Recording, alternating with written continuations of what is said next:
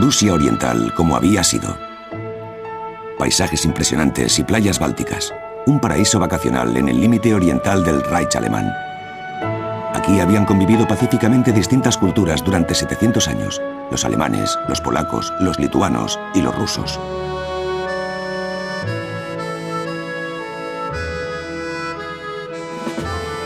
En ella, la vida parecía exenta de problemas. Pero en los años 20, el gobierno alemán fracasó en la introducción de las reformas necesarias para levantar esta región agrícola. La gente de Prusia Oriental estaba desilusionada y deseaba un cambio provechoso. Y lo buscaron en los nacionalsocialistas y su líder, Adolf Hitler, quien sublimó Prusia Oriental como emplazamiento avanzado del Reich alemán. Los prusianos orientales votaron en masa por el partido nazi. La Prusia Oriental de Hitler.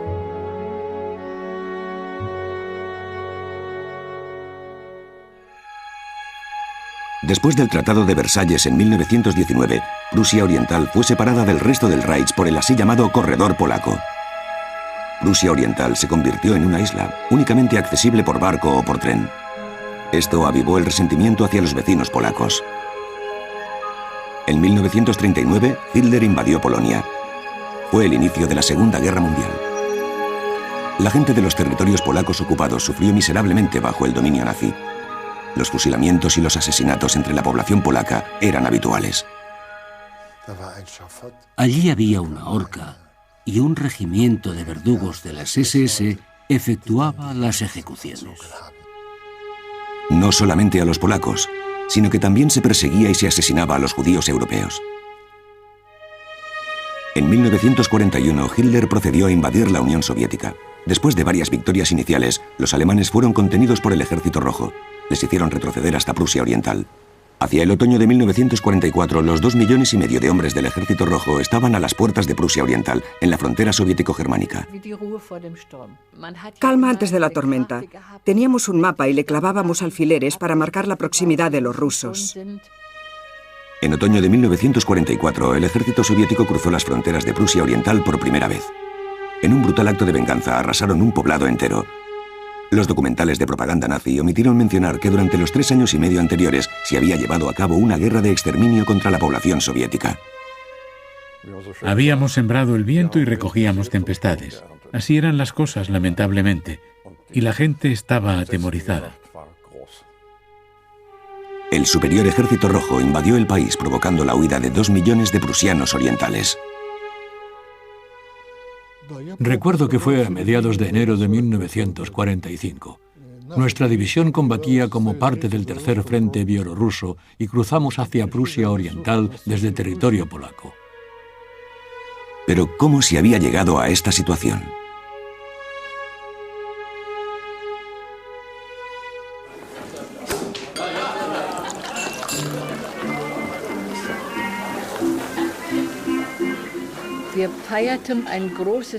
Se celebró una gran conmemoración en Heiligenbeil, en la cantina de la base aérea.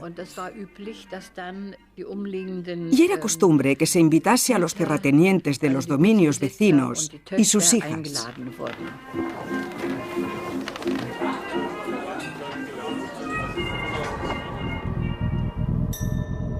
Gisela Hanning tenía 19 años en aquellos tiempos. Llegó de Valga, en la costa báltica, y trabajó en la base aérea de la Luftwaffe en Heiligenbeil. Prusia Oriental, verano de 1944. La guerra que se había estado encarnizando con Europa durante 5 años parecía muy lejana. Diese Waggons bergen die in wilder Eile zusammengebrachten Habseligkeiten ganzer Dorfgemeinschaften. Ihre Besitzer gehen lieber in die Ungewissheit der Fremde, als dass sie sich der Knechtschaft des Bolschewismus unterwerfen. Éramos jóvenes y solo queríamos disfrutar de la vida. Los pilotos, por descontado, querían ser buenos anfitriones. Habían enviado aviones a Dinamarca para comprar mantequilla y nata y prepararon más de 30 pasteles que acabaron expuestos. Los pilotos no solamente compraron buen vino y unos cócteles estupendos, sino también los primeros discos bailables de swing.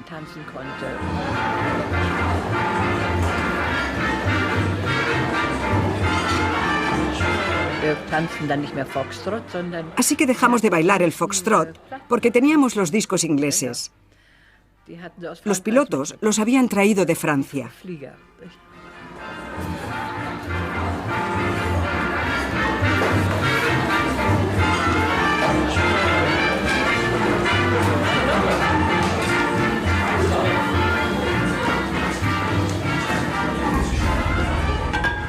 La fiesta de swing de Gisela Hanning fue un acto arriesgado en esos momentos. Bailar al son del swing podía conducirte a prisión, si no era un campo de concentración. Bailábamos literalmente con el peligro. Esa era la sensación.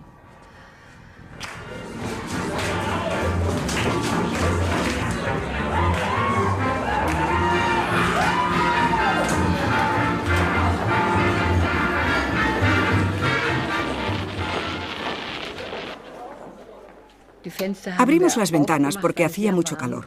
La vía del tren pasaba al lado de la base aérea, a unos 200 metros. En ese momento vimos los primeros trenes de refugiados.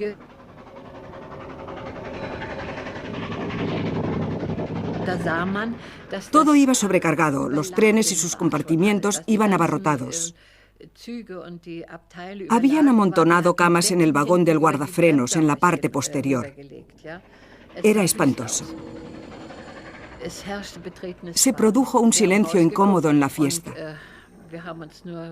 Nos miramos e intercambiamos miradas, preguntándonos, ¿qué nos esperará a nosotros?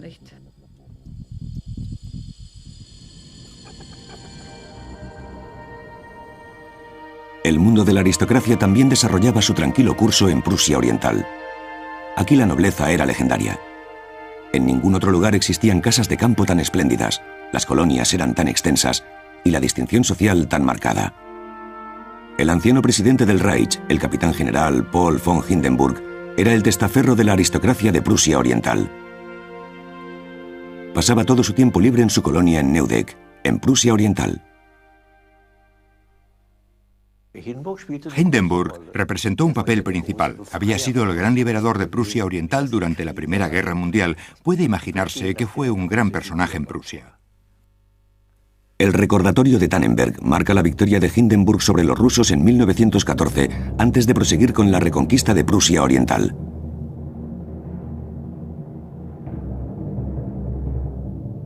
La visita al monumento conmemorativo de Tannenberg era imprescindible para los aristócratas de Prusia Oriental, incluyendo al conde Hans zu Dohna. Aparte de Hindenburg, el viejo Kaiser era un personaje central en su familia. Mis padres fueron muy conservadores y reverenciaban al Kaiser. El aniversario del Kaiser era el 27 de enero. Siempre me sorprende recordar esa fecha. ¿Quién recordaría algo así hoy en día? Yo crecí con ello, lo que indica claramente que en mi infancia, en los años 30, el Kaiser todavía representaba un papel en mi hogar familiar. Después de la Primera Guerra Mundial, Wilhelm II, el último Kaiser alemán, abdicó. Vivió en el exilio en Doorn, en Holanda. Películas caseras de los años 30 de la familia del conde Hermann zu Dohna-Firkenstein, que muestran a su mujer, Clotilde, y a sus hijos con sus amigos. Los Dohnas se encontraban entre los terratenientes más poderosos del este del Elba.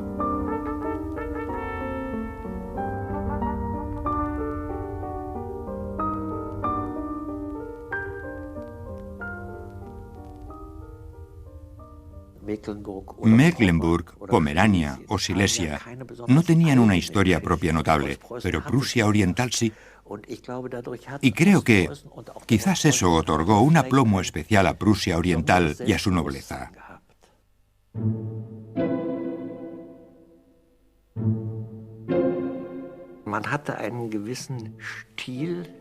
Mantuvo una cierta clase.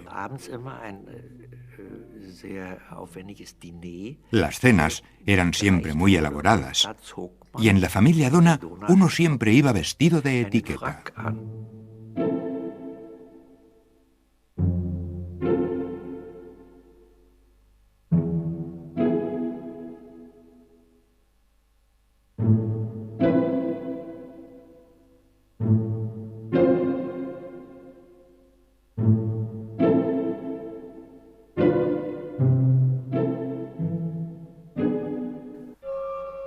En contraste, los minifundistas y los campesinos se ahogaban en la pobreza más profunda.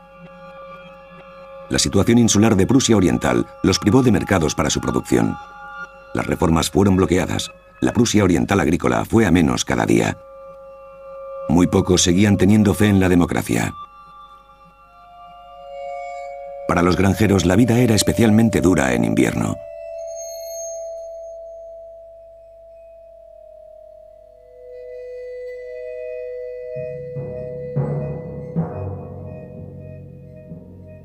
En los largos y desolados meses de frío glacial, carreteras heladas y nieve en abundancia.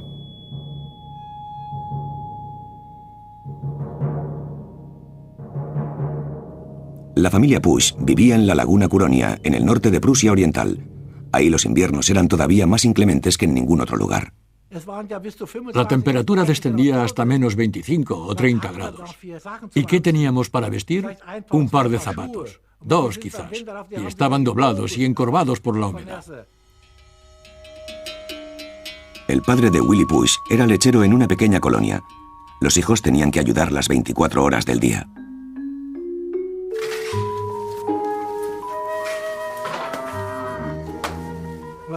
Cuando volvíamos a casa del colegio, todos teníamos que ayudar en la vaquería, limpiando, alimentando las vacas con paja y cortando nabos. También teníamos que muñir alguna de las vacas.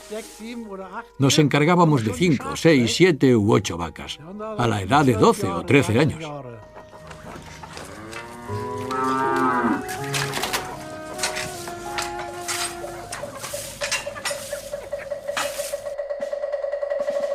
Los nacionalsocialistas prometieron una resurgencia nacional.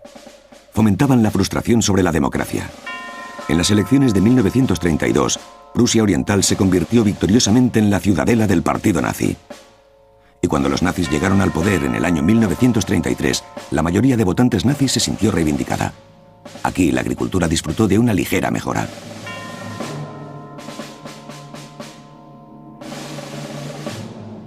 Pero el partido nazi exigía su precio, el compromiso incondicional hacia Hitler, incluso de los niños.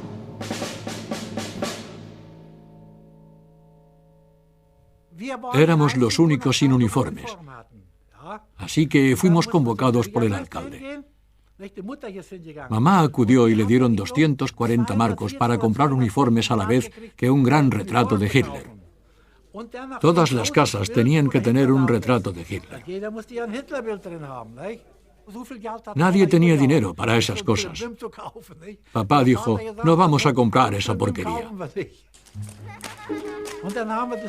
Entonces mamá fue a Zinten y compró los uniformes.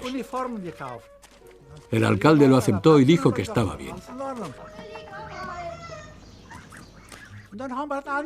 Nos los pusimos y los usamos durante días.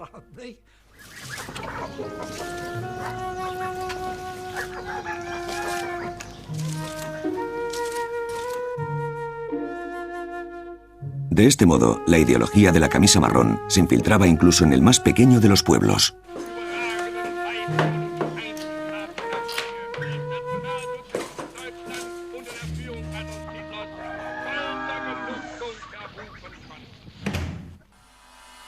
Erich Koch fue el líder de Prusia Oriental, un pequeño Hitler en el estado provinciano.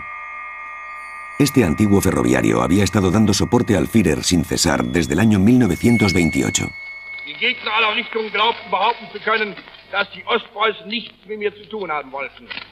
Dass sie mich, den Rebellen, den Putschisten ablehnten.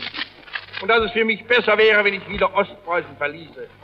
Wir hatten es uns vorgenommen, mit aller Entschlossenheit des Führers Willen zu vollziehen, hier ein starkes und uneinnehmbares Bollwerk zu schaffen.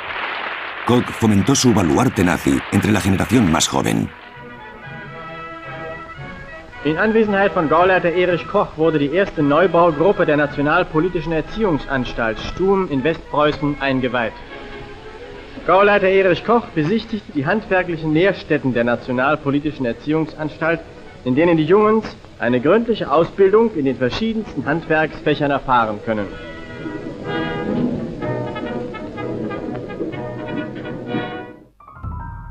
Como parte del grandilocuente plan proclamado por Koch para Prusia Oriental, el liderazgo nazi tenía incluso una sección de autopista construida en la provincia distante, un esquema de creación de empleo a gran escala.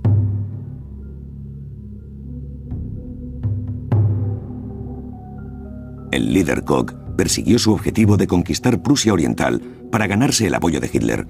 Muchas familias nobles siguieron el llamamiento.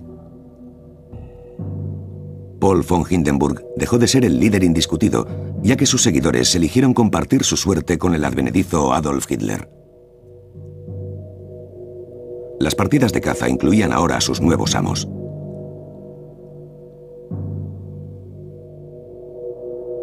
Como Hermann Göring, aquí en el brezal de Rominter.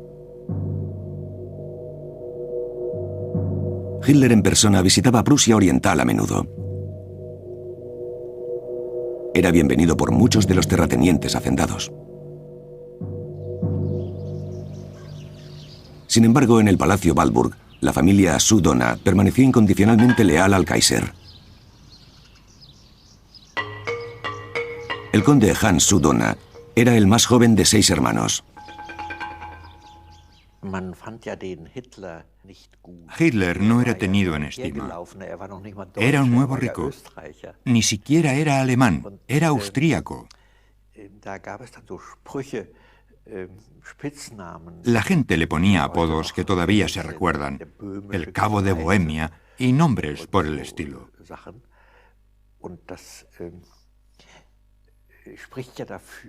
Esto demuestra el tono despectivo en que se hablaba de la figura de Hitler. Era algo como una mezcla entre ¿quién es esta persona? Y lamentablemente ya no tenemos Kaiser. Y ¿se supone que este hombre tiene que ser el sucesor de nuestro Kaiser? La nobleza de Prusia Oriental continuaba haciendo su vida como en los tiempos del Kaiser.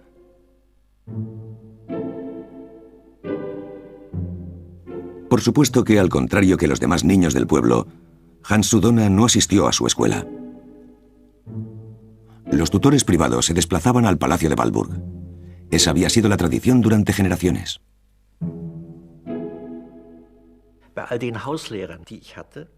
De todos los tutores que tuve, el más agradable y más estimulante intelectualmente fue el doctor Gusch. El solo hecho de que poseía un doctorado elevaba su rango sobre los demás tutores.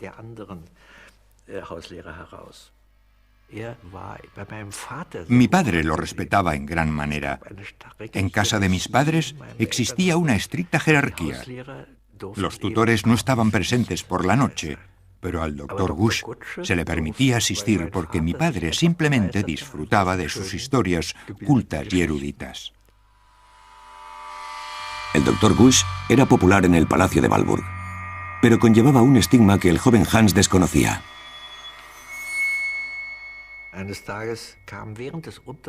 Un día, durante mis lecciones, mi madre subió corriendo a nuestro piso y entró de golpe en la habitación diciendo: «Hans, tienes que venir inmediatamente.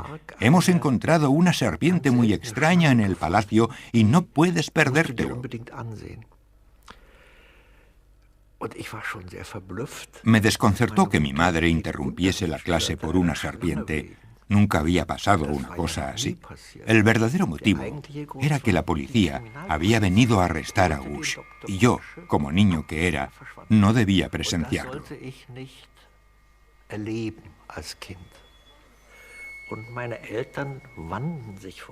Mis padres no sabían dónde meterse de vergüenza. Naturalmente pregunté qué estaba sucediendo, pero nunca recibí una respuesta concreta. Fue después de la guerra que descubrí de manera accidental que Gusch era homosexual, lo cual, en la época de Hitler, era pecado capital. Poco después de que los nazis llegasen al poder, la gente que no le gustaba al régimen, por el motivo que fuese, era arrestada en pleno día y encarcelada o deportada a los campos de concentración en el Reich. En el verano de 1939, Prusia Oriental se convirtió en una zona de despliegue de las Fuerzas Armadas alemanas. Fue a partir de aquí que el 1 de septiembre Hitler emprendió la invasión de Polonia, lo cual desató la Segunda Guerra Mundial. La invasión abolió el corredor polaco. Para 1 millón de polacos en esta zona, incluyendo a muchos judíos, había amanecido una era de terror. Los temporeros de Polonia se habían convertido en una imagen familiar en Prusia Oriental. Ahora llegaban como mano de obra forzada. Cualquier alemán podía solicitarlos en la oficina de empleo.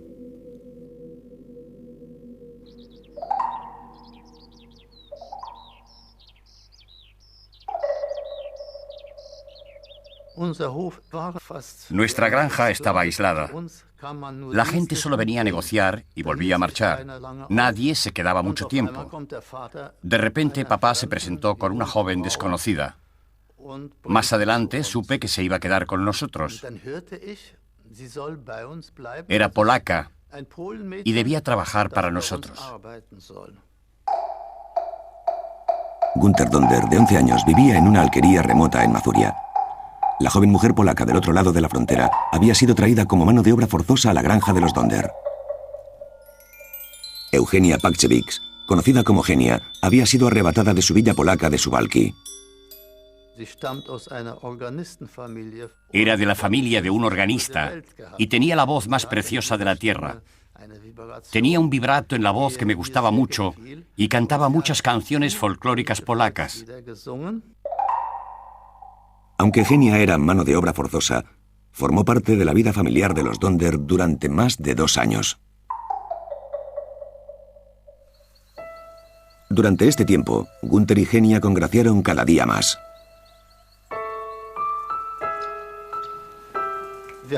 En el piso de arriba teníamos una habitación que fue su dormitorio durante el verano.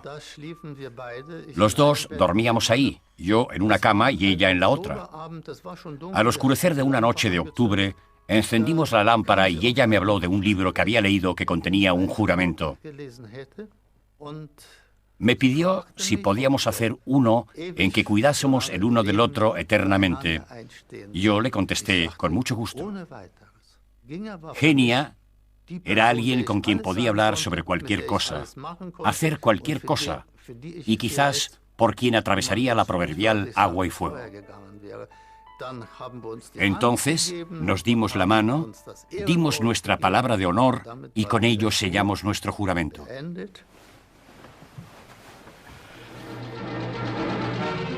Millones de polacos fueron obligados a trabajar en las fábricas de armamento del Reich alemán, produciendo armas y munición para la guerra de Hitler.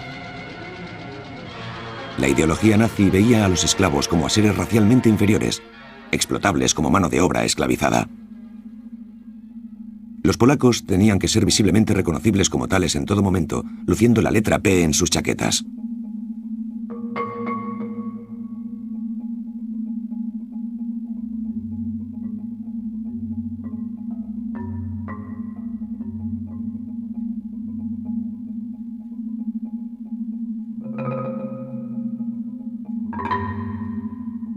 Esto se aplicaba incluso en la remota Mazuria.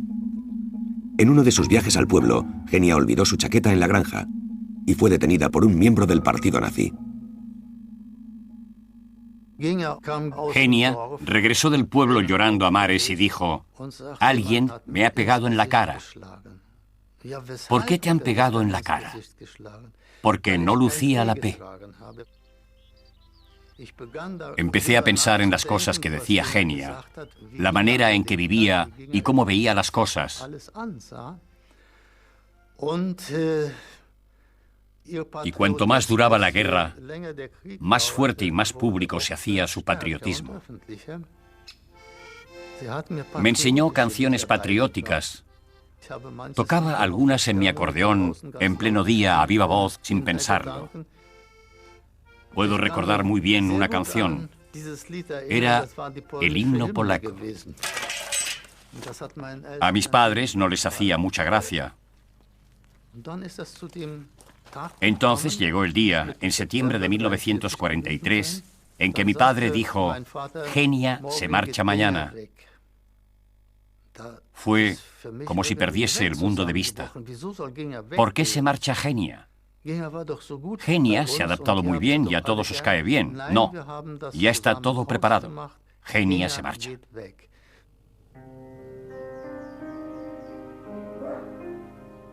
« No pude superarlo. Fue demasiado duro para mí. Lo recuerdo como si fuese ayer, cuando terminaba la escuela, cómo me arrastraba hasta casa como un caracol. No tenía gana alguna de volver a casa.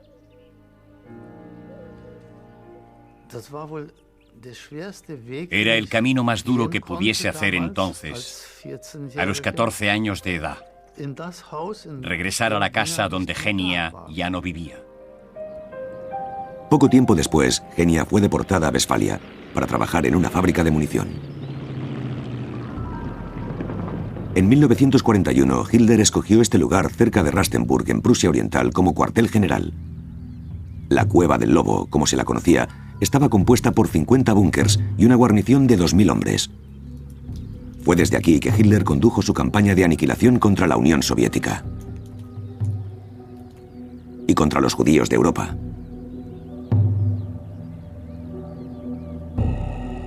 Los judíos de Prusia Oriental de las regiones anexas fueron deportados y asesinados, así como los judíos de Königsberg. La sinagoga de la ciudad desapareció. El último transporte de judíos los llevó a campos de exterminio en junio de 1942. Fue el fin de una antigua y pequeña comunidad judía. Königsberg siempre había sido el centro de la tolerancia prusiana. Por todos lados había señales del pasado ilustre de la ciudad. La bolsa de valores, monumentos a escritores y a filósofos, la universidad. Ese espíritu había sido extinguido. La iglesia del Prevostazgo. Fue aquí en 1942 que un joven capellán católico, Karl Kunkel, tuvo que andar con pies de plomo sobre la línea entre la iglesia y el régimen. Era perfectamente consciente de lo que asumía como sacerdote en esos tiempos. La lucha que me esperaba por la cristiandad y contra el ateísmo nazi. El partido nazi sospechaba del trabajo con la juventud de la iglesia en que Kunkel estaba involucrado. Tarde o temprano, le comportaría un conflicto con las autoridades.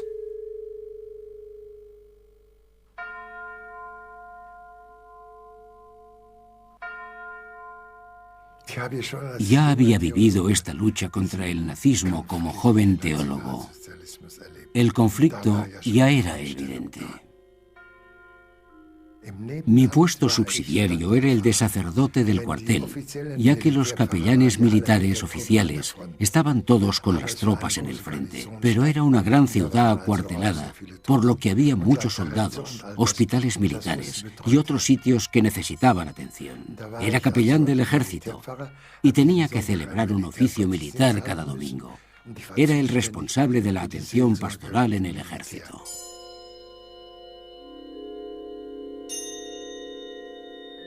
Desde junio de 1941, las fuerzas alemanas habían estado haciendo la guerra en la Unión Soviética. Después de algunas victorias iniciales, el avance se había detenido. El Ejército Rojo contraatacó. El invierno de 1943 aportó el momento decisivo para las fuerzas soviéticas. En la batalla por Stalingrado aniquilaron un ejército alemán al completo. Fue un duro golpe también para la gente de Prusia Oriental. Con Stalingrado se perdió toda esperanza. Nadie creía en una victoria definitiva alemana. En el fondo de sus corazones, todo el mundo dejó de creer en una victoria. El estado de ánimo de los soldados en el frente y en los cuarteles comenzó a decaer, a pesar de los discursos enardecedores y los desfiles.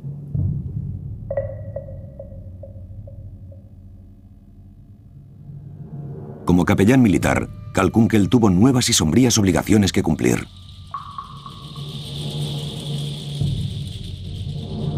Tuvo que ayudar a desertores capturados en sus últimas horas de vida. Cuando alguien era sentenciado a muerte, también me correspondía atenderlo. Llegaba a la cárcel a las 6 de la mañana y administraba el sacramento. Me quedaba con él hasta las 8 en punto. Después se lo llevaban detrás de la cortina. Entonces se oía el silbido de la guillotina y el flujo de la sangre. Metían el cuerpo en el ataúd y la cabeza a su lado, y 2 días después tenía que oficiar el entierro en el cementerio de Königsberg.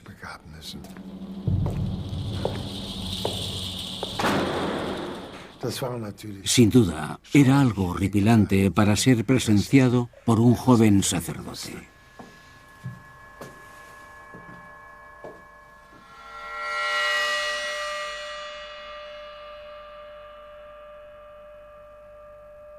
La vida de la Iglesia llevaba mucho tiempo bajo la sombra de los nazis. El partido se hizo más fuerte y mucho más poderoso. Pero la fe es más fuerte que cualquier cosa. La fe de uno en Dios era más fuerte que en toda la gente del partido. Incluso bajo la amenaza del campo de concentración o la muerte, uno sabía que la victoria final pertenecía a Dios, no a ellos. Desde el principio, los nazis sospechaban del trabajo de Kunkel con la juventud cristiana.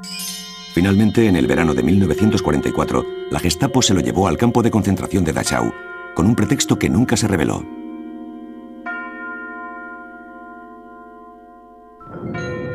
El optimismo de la victoria pertenecía al pasado desde hacía mucho tiempo en Alemania.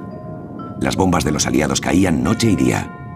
Apenas ningún pueblo del tamaño que fuese quedaba indemne. Con la excepción de Königsberg. En la capital de Prusia Oriental, la vida cotidiana seguía con más o menos normalidad.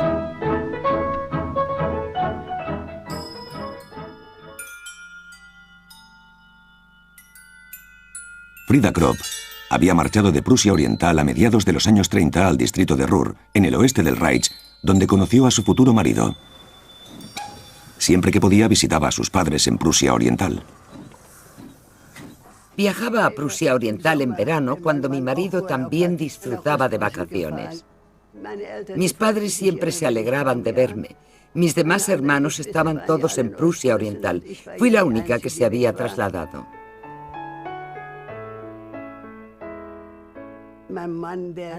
Mi marido lo filmaba todo. Era su afición. Estaba filmando cuando lo conocí.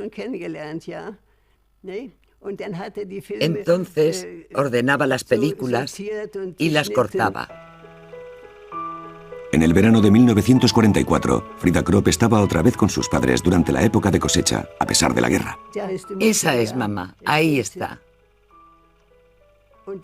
Y ese es papá, el de la camisa blanca. Era una granja familiar heredada de nuestros abuelos. Frida Kropp había vivido los intensos bombardeos aéreos sobre el distrito de Ruhr durante años. Era la única de su familia que había dejado de creer en la aparente paz en Prusia Oriental.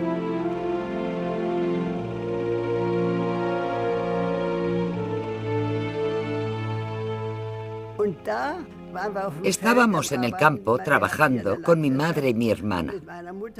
Con 18 años, mi hermana formaba parte de las juventudes hitlerianas y estaba a favor de Hitler, por supuesto. Mientras hablábamos, pasó una fila de refugiados por la carretera. Yo le dije a mi madre, mira, pronto huiréis como ellos. Las carreteras y las plataformas de los trenes estaban repletas de refugiados de Lituania y el territorio Memel, impulsados a huir por temor al Ejército Rojo.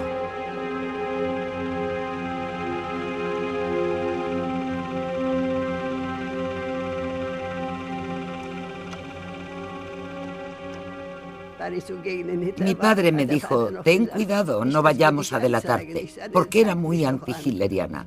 Yo le contesté, delátame si quieres, solo digo la verdad. Mi hermana era una sabionda, era una líder de las juventudes hitlerianas. Le pegué porque era muy insolente. Sí, le di un tortazo. Le dije, ¿pretendes saberlo mejor que yo, descarada? Hitler no puede hacer nada, nada en absoluto. Frida Kropp se dispuso a marchar de Prusia Oriental en desacuerdo con su familia. A las 5:30 de la mañana, mi padre me llevó a la estación. Estaba todo tan abarrotado que no te podías mover. Yo no era de las que se dan por vencidas.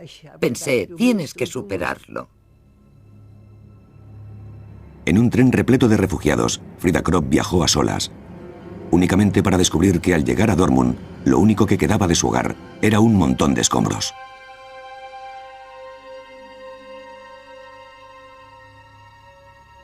El liderazgo nazi exigía que la gente de Prusia Oriental se quedase a luchar hasta el final. El líder, Erich Koch, impuso la estricta prohibición de huir de la provincia e hizo cavar una trinchera defensiva. Se suponía que debía detener al 1,5 millones de hombres del Ejército Rojo.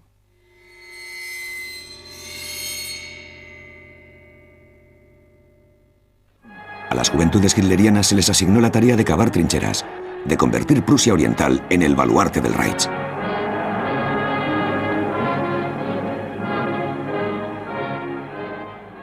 La sensación era increíble. Era como si marchásemos de vacaciones hacia el campo de las juventudes. Todo el mundo estaba animado después en el tren. De hecho, algunos llevaban botellas de schnapps con ellos, y eso aún alegraba más el ambiente. Algunos acabaron vomitando por todo el tren. Theo Nicolai de Königsberg era un miembro entusiasta de las juventudes hitlerianas, encantado de cavar y hacer algo por la madre patria. En agosto de 1944 hacía un tiempo magnífico. La primera sección que cavamos fue en el bosque. No teníamos crema, así que nos frotábamos con mantequilla, que no era muy fresca, por lo que seguramente olíamos un poco. Propaganda para cavar por la victoria. El documental nazi homenajeaba a los jóvenes héroes. Habt ihr Anweisungen bekommen, wie tief, wie weit der Graben geführt werden muss? Jawohl. Erzähl mal, wie sieht der Graben aus? Der Graben muss natürlich so breit sein, dass sich der Infanterist dort genügend bewegen kann. Ja. Oben etwa 1 Meter breit, dann schräg nach unten, etwa 8 Zentimeter breit. Pero los llamamientos a estos deportes al aire libre pronto empezaron a decaer.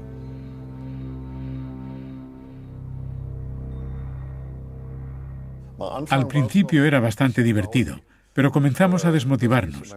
Nos salían llagas. Teníamos que andar cada vez más lejos para llegar hasta el emplazamiento. El trabajo era duro y el ambiente era pobre. A menudo veíamos aviación, seguramente aviones de observación rusos que fotografiaban todo el sistema. Sabían exactamente en qué consistía. Literalmente, todo ese esfuerzo cavando resultó ser un esfuerzo fútil. Los rusos simplemente cruzaron las trincheras riendo. Todo acabó resultando ridículo. Hacia finales de agosto, el ambiente entre los chicos empeoró porque habían perdido todo contacto con sus familias.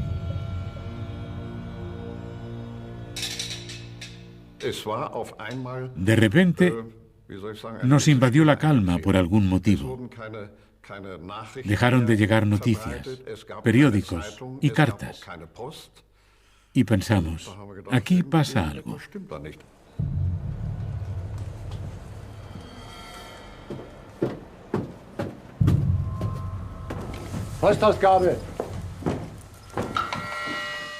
Entonces llegaron las primeras noticias de que algunos de los muchachos habían perdido a sus padres en incursiones aéreas y se les permitió marchar a sus casas inmediatamente.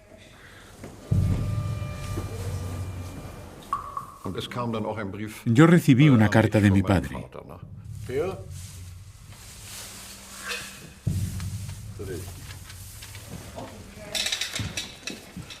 Me dijo que habían bombardeado nuestra casa. Naturalmente, eso fue un verdadero trauma. Lloré a cántaros. No quería que los demás viesen lo afectado que estaba, así que me fui a un campo de patatas. Me tumbé en el suelo y lloré desconsoladamente. Königsberg, el pueblo natal de Theo Nicolai, había sido devastado por 2 bombardeos aéreos británicos. El centro histórico de la ciudad, con su castillo y su catedral, había quedado reducido a escombros. Sentía el corazón en el pecho cuando caminaba entre todo aquello. Y cuando más me acercaba a casa, más lo sentía. Cuando te encuentras viendo las ruinas, algo se rompe en tu interior. De alguna manera marcaba un momento decisivo.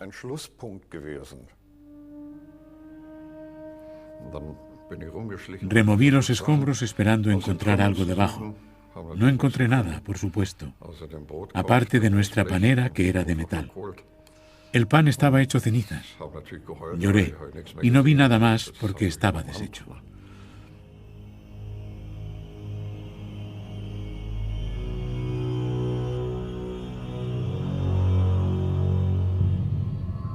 Otoño de 1944. La resistencia ofrecida por las fuerzas alemanas conseguía menos cada vez. El 16 de octubre, el Ejército Rojo se adentró en el Reich cruzando por primera vez la frontera. Más tarde, las Fuerzas Armadas contuvieron brevemente a los rusos y encontraron evidencias de un brutal acto de venganza contra los civiles.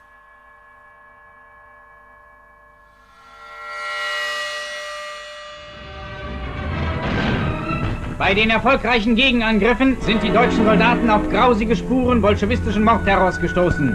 In Nemmersdorf und den anderen ostpreußischen Orten hat die den Sowjethorden von ihrer Führung gegebene volle Handlungsfreiheit gegenüber der Zivilbevölkerung bestialische Auswirkungen gefunden. Los cadáveres fueron expuestos en los documentales por la máquina propagandística nazi. No se mencionó una sola palabra sobre los 3 años anteriores de la guerra de exterminio contra la Unión Soviética. También en el lado alemán todavía no se comprende que una nación como la nuestra pudiese haber hecho algo semejante. Una nación culta. Como dice el dicho, hemos sembrado el viento y recogemos tempestades. Así eran las cosas, lamentablemente. Y la gente estaba atemorizada. Y aterrorizada también, por supuesto. Nadie imaginaba realmente el destino que aguardaba a Prusia Oriental. Era la única frontera directa de Alemania con la Unión Soviética. La provincia era el portal de entrada a Alemania para los rusos. Después de 3 años de guerra en su propio país, ahora se encontraban en el umbral del Reich enemigo. La Cueva del Lobo, cerca de Rastenburg. En noviembre, Adolf Hitler abandonó sus cuarteles de Prusia Oriental definitivamente. No le importaba nada a la gente de Prusia Oriental. Su orden de partida fue que no podía marchar ningún civil. El Ejército Rojo preparó su gran ofensiva. Las cosas seguían tranquilas en el frente, pero eso solo significó un pequeño respiro final. Los generales soviéticos habían amasado un ejército de 1 millón de hombres para su ataque definitivo sobre Prusia Oriental. Solamente esperaban que llegase el frío antes de proseguir su marcha. Hacía tiempo que disponían de soberanía aérea. Entonces el Ejército Rojo entró en Prusia Oriental. Los prusianos orientales huyeron presa del pánico.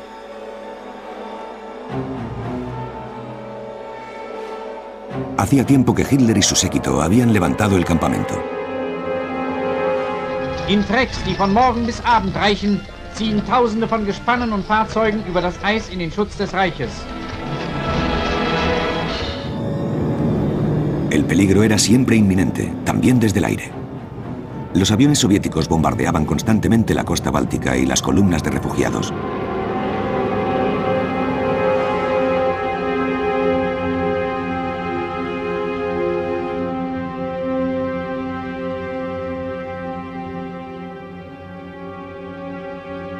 Muchos refugiados perecieron en la nieve y en el hielo.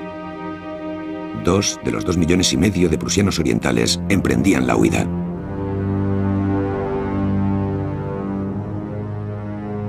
Prusia Oriental estaba rodeada. La única escapatoria era a través del mar Báltico.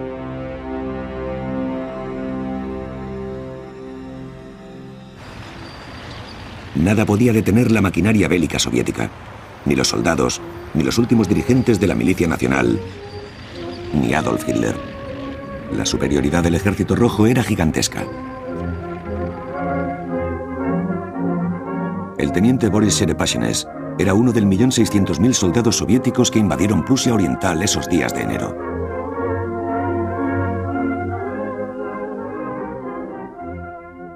En el momento de nuestro ataque, la superioridad de las Fuerzas Armadas soviéticas en términos de artillería, aviación y tanques era enorme. Cuando rodeamos Prusia Oriental y Königsberg y la artillería comenzó su intenso bombardeo, en realidad ya había acabado todo. Los soldados alemanes estaban indefensos contra los atacantes.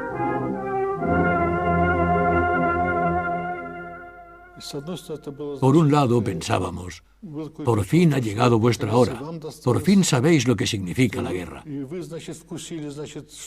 Pero como personas sentíamos lástima por los refugiados.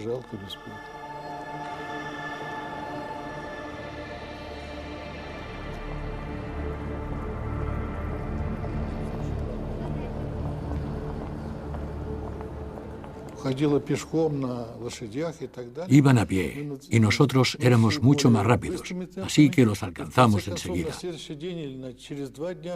Y cuando los adelantamos, fue muy duro presenciar el sufrimiento de esa gente. Tuvieron que dejar sus hogares, tuvieron que dejarlo todo y huían hacia el oeste. Los soviéticos celebraron su victoria sobre la bestia fascista, como la nombraba su propaganda. El frente avanzó más y más, y los soviéticos dispusieron guarniciones de comando en todos lados. Como en cualquier zona donde quedasen civiles alemanes, no disfrutaban de ningún derecho, y los vencedores a menudo ejercían su venganza. La confrontación con los ocupantes era impredecible, marcada muy a menudo por abusos brutales y a veces por una amabilidad inesperada.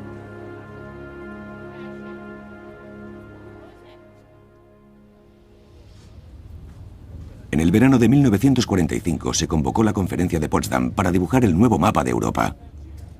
Stalin, Truman y Churchill autorizaron el traslado ordenado y humano de poblaciones alemanas o elementos de los mismos de los anteriores territorios del este.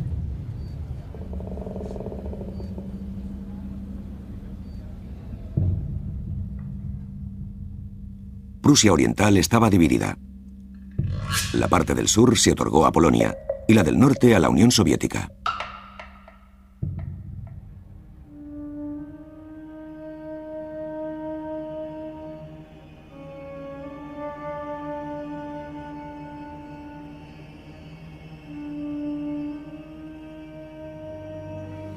Do wojny liczył Olsztyn 50 000 mieszkańców, przeważnie narodowości niemieckiej. Wymarłe dzielnice czekają na prawych gospodarzy. Los colonos polacos surgieron de todos lados para comenzar una nueva vida en el sur de Prusia Oriental. Primero habían sido las víctimas de la manía racista de Hitler y después de la expansión soviética. Totalmente desarraigados, carecían de lo más imprescindible.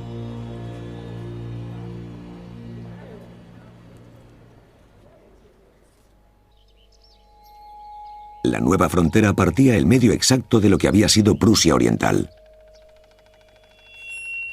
Los polacos y los rusos se disputaron el minucioso curso de la frontera durante mucho tiempo. Los soviéticos declararon su lado zona militar restringida. En su centro se encontraba la antigua Königsberg. En las ruinas de la ciudad devastada, los nuevos habitantes se establecieron lo mejor que pudieron, intentando volver a recuperar alguna clase de normalidad. La guerra de Hitler había dejado a los nuevos habitantes una tierra devastada y despoblada. Las iglesias estaban en ruinas. Del mismo modo, lo estaban las mansiones y las fincas. Habían finalizado 700 años de historia.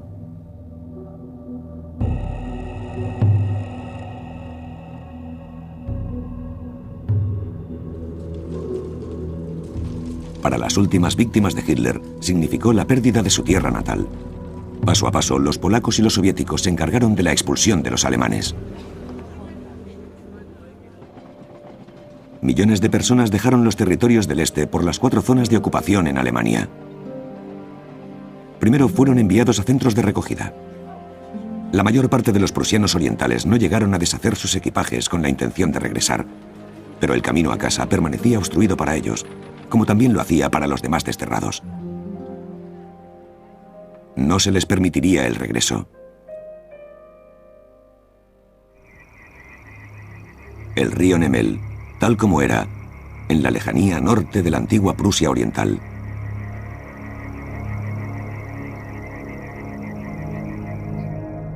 Aquí la guerra dejó poco más que ruinas, como el famoso puente Reina Luis en Tilsit. La herencia alemana fue obliterada por las nuevas autoridades. Tilsit fue renombrada Sovietsk. La nueva ciudad tenía que empezar desde cero.